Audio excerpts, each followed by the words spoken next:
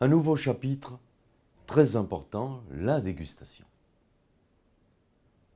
Qu'est-ce que c'est que la dégustation? Tout d'abord, c'est examiner un vin à l'aide de ses sens pour déterminer les caractéristiques gustatives, ses qualités et éventuellement ses défauts. Les objectifs d'une dégustation peuvent être multiples, ce qui a amené à définir 3 types de dégustation différentes. La première, la dégustation technique. Il s'agit de la recherche de la constitution, de la potentialité, de la valeur intrinsèque du vin.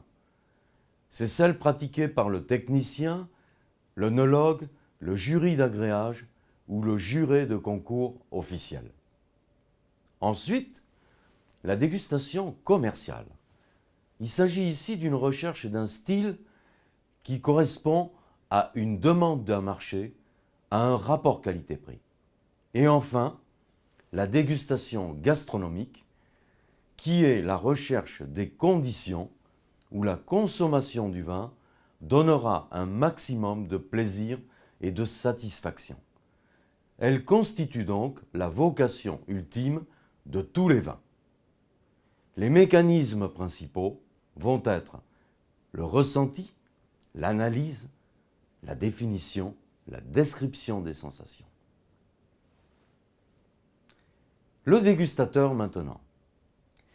Il doit bien sûr être en bonne disposition, à jeun, en appétit, en pleine forme. On évitera les dentifrices agressifs, les aftershaves et parfums envahissants. On n'hésitera pas à se dégager le nez, desserrer légèrement la cravate. Le local idéal, une pièce à 18 degrés, d'une humidité de 60 à 65%, éclairée par la lumière du jour ou des lampes type lumière jour luxe, calme, aérée et sans odeur. Les tons de décoration doivent être assez neutres.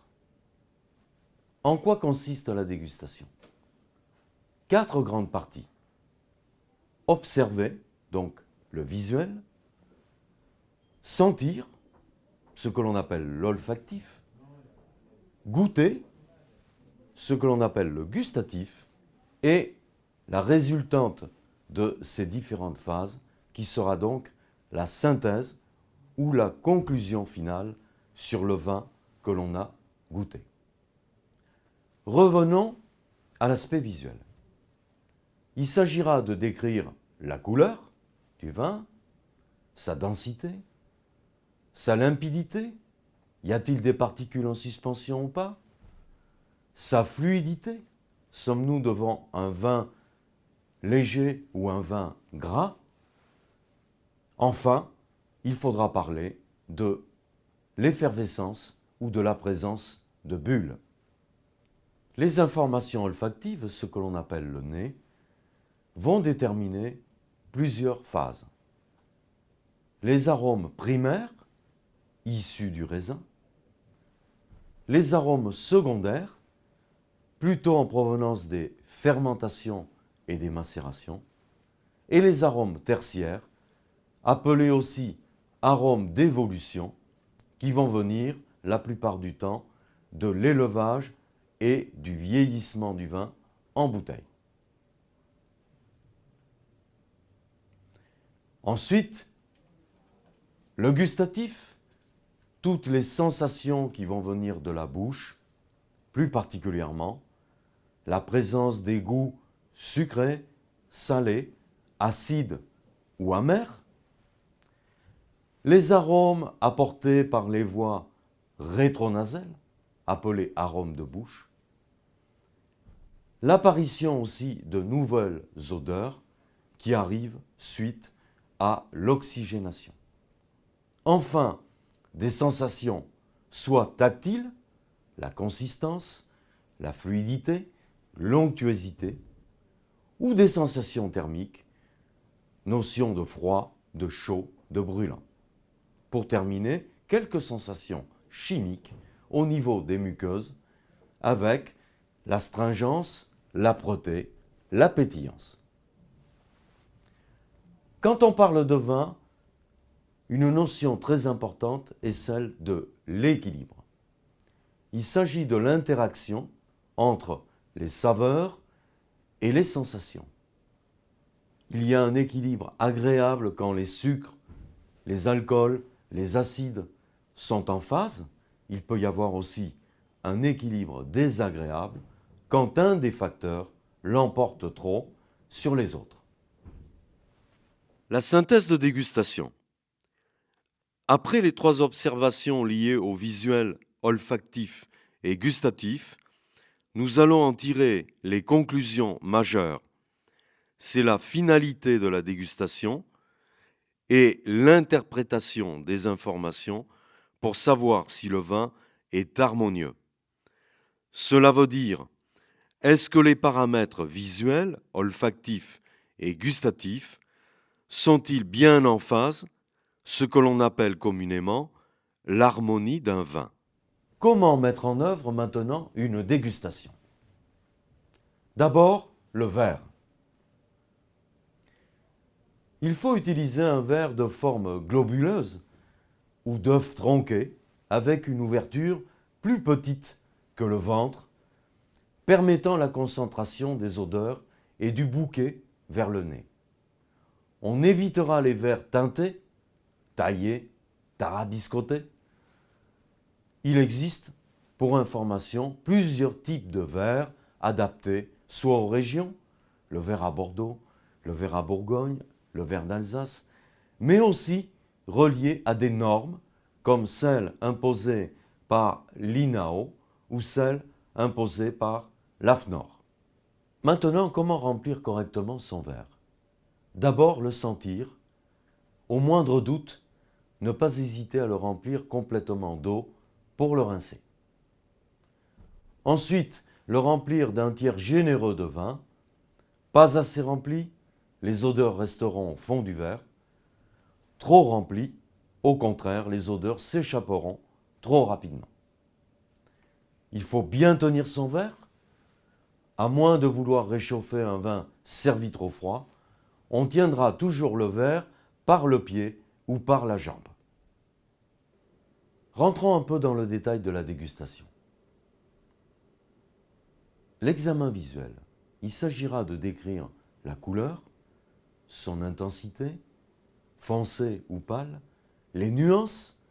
S'agit-il d'un rouge grenat, d'un rouge violet, d'un vert jaune, d'un jaune doré? Ces éléments vont nous renseigner sur le type et le stade d'évolution du vin. L'effervescence ensuite nous permettra de définir si le vin est tranquille, mousseux ou pétillant. Il va nous renseigner sur la qualité de la prise de mousse.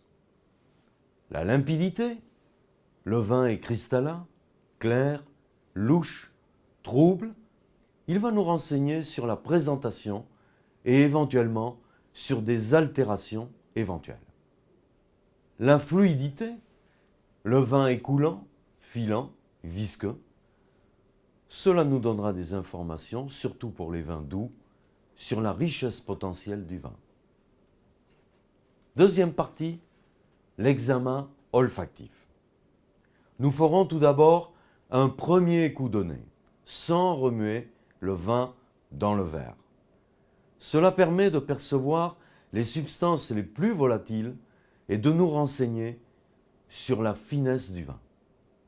Ensuite, un deuxième coup de nez, en imprimant un mouvement giratoire au contenu, on créera ainsi un véritable petit brouillard d'odeur qui restera captif dans le haut du verre.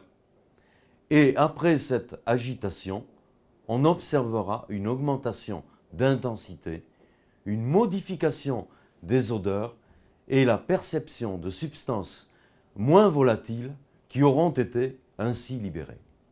Ultérieurement, on peut sentir à nouveau après une dizaine de minutes. En règle générale, peu d'évolution pour les vins rouges. Pour les vins blancs, on peut donner une idée de la vitesse de leur évolution de par la fugacité des arômes. Suivant ensuite l'examen gustatif. Il constituera d'abord en la prise de bouche, ni trop ni trop peu, pour imprégner la langue et rendre possible la perception rétronasale. On fait circuler le vin dans la bouche sur la langue. On augmente la rétro-olfaction en aspirant un peu d'air à travers le vin. On garde en bouche de 30 à 45 secondes pour suivre l'évolution des saveurs et des arômes. Au-delà de 45 secondes, la dilution induite par la salive fausse la perception réelle. Brut Baron de Rothschild, avec un profil va s'exprimer plutôt dans l'épaisseur, dans le volume et la densité. Le nez notamment a cet aspect de générosité par des essences briochées, de viennoiserie, légèrement pâtissière, un toucher de bouche délicat, ample, soyeux, petite nervosité en épicentre, mais avant tout c'est un vin qui s'exprime sur l'épaisseur et cette densité volumétrique qui donne au dégustateur un plaisir et une sensation de réconfort. Ensuite, l'expiation, ce qui veut dire recracher. Après s'être débarrassé de l'excédent, on reste attentif 30 secondes à 60 secondes pour suivre l'évolution et la longueur des sensations perçues. Certains cépages libèrent des arômes sous l'action de la salive. On les appelle des cépages à retour. Tout d'abord, il faut faire un bref récapitulatif sur l'état actuel du vin en quelques séquences verbales. Deuxième point, il sera aussi important d'estimer le devenir du vin, envisager sa durée de vie, autrement dit, son potentiel de garde en cave. Troisième partie, les observations vont aussi nous conduire à préciser comment servir ce vin en matière d'aération, carafage, décantation, directement à partir de la bouteille, et aussi quant à la température de service envisagée afin de recueillir le maximum des potentialités du vin et qu'il soit au mieux de ses avantages sur table.